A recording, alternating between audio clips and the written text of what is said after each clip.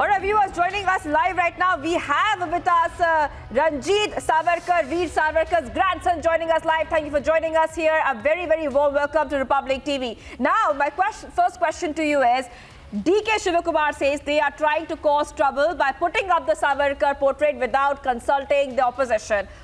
What do you really make of the Congress's opposition?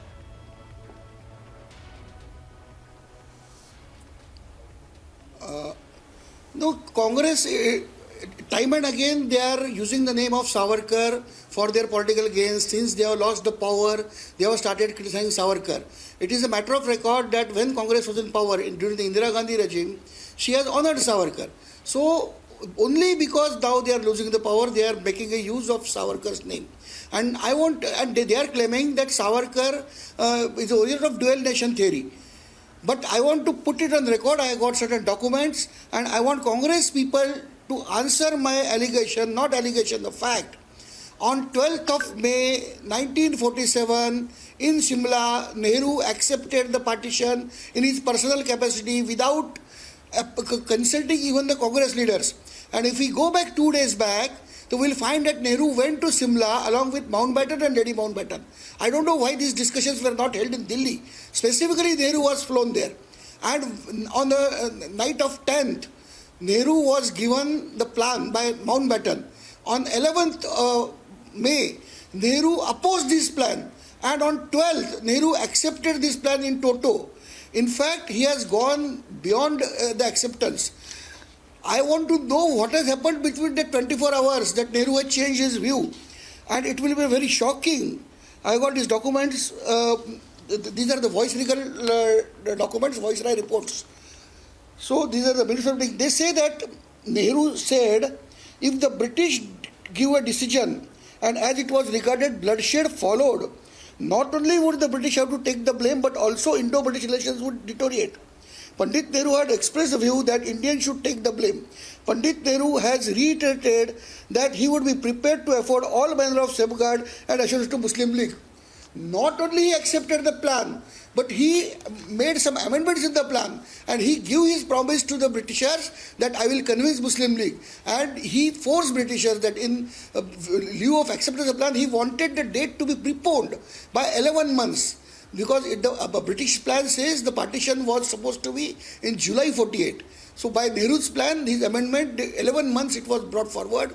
And because of that, government was not ready, police were not ready, army were not ready, administration was nowhere in existence. It was a total state of anarchy in August 47 when partition happened and millions of Indians died. All this blood, all this partition is to be blamed because what has Nehru done on the 12th of May 1947, he accepted it unilaterally and forced Congress to accept it. So now my question is, what has happened between 11th of May 1947 and 12th of May 1947 in Shimla when Nehru was with Lord and Lady Mountbatten, that he has changed his opposition to the partition to complete acceptance and complete support. Right, and you're speaking about V.D. Savarkar's contribution in India's freedom movement. It was a big contribution, but the Congress leaders today, they held up pictures of Jawaharlal Nehru during the protest held on the steps of the assembly building. Do you think, Mr. Ranjit Savarkar, this is the agenda to keep the contribution of Savarkar in the shadows? See, not only to keep the contribution of agenda in shadow, see, they want to hide the misdeeds of Nehru. I show this voice-recall document and I will answer what has happened. That my question, it has been answered by Mountbatten himself. Mountbatten, in his voice-recall report, says that I asked Nehru to come as my guest as I thought he was nearing a breakdown from overwork. And he spent 4 days with us means me and my wife. We made a real friends with him.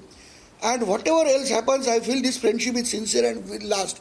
See, this is a part of official report. When the Viceroy says Nehru made a real friend with us and it will last for long, it means that he has succeeded in manipulating the Nehru, and he is hoping that in future also Nehru will listen to him.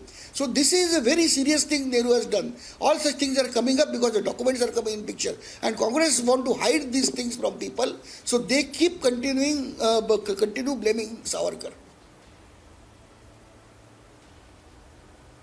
Absolutely. And also, we have seen just 1 month ago, if we go back in history, I mean just 1 month ago, a short while back, Rahul Gandhi has insulted Savarkar. And today there are protests in Karnataka Assembly. Is there an attempt to distort the truth about Savarkar and Rahul Gandhi and the Congress in the past? They have done multiple flip-flops on V.D. Savarkar. See, every time something happens, they want to misguide the people. They raise the issue of Savarkar, and then they don't have daring to answer my questions. I took a press conference after that. For a month, the allegations stopped. But now they saw another opportunity. Again, they are doing it.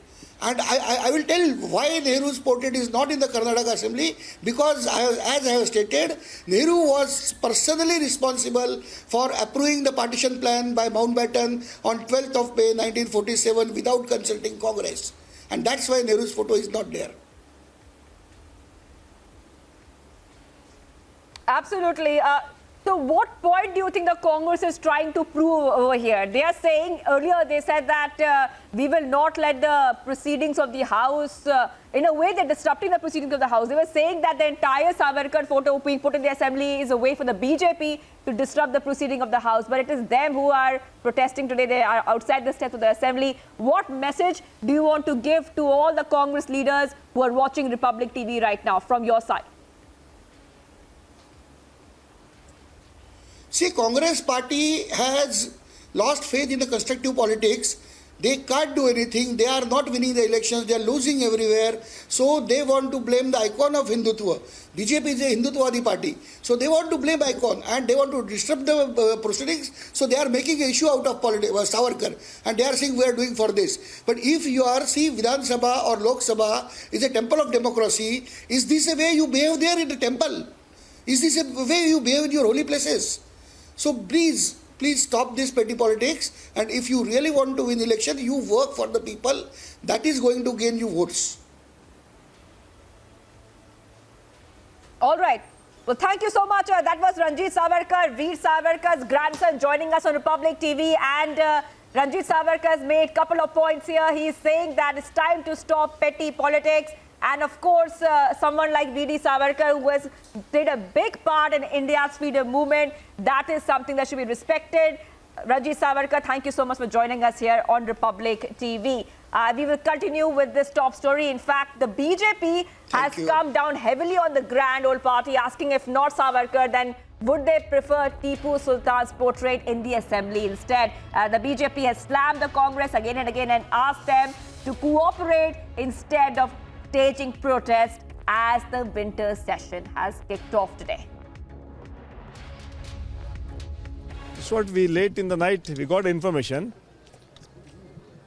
but at the same time I was to ask the government. There are a lot of great national leaders. Their photograph should have been put, like Pandit Jawaharlal Nehru's photograph, Vallabhbhai Patel's photograph, Babu Jagjeevan Ram's photograph. And also the state from here we have leaders like Kuempu, Valmiki, Shishanala Sharif, and a lot of names were there. They have not put, but wantingly they want to create some kind of a disturbance so that session should not go. I think that is the intention of the government. So suddenly they did not have any discussion with the opposition or any senior leaders. But suddenly in the extended night, we came to information that they are putting the portrait of Savarkar. What does the Congress plan to do about this? Now we are going to have a protest. Definitely we will see that. We should have all these photographs. Not protest against that photograph. We have to have a protest. So put all these photographs. So will you, is it okay that the Savarkar photograph will No, let them put all these photographs. Savarkar is not above Babu Jagjeevan Ram.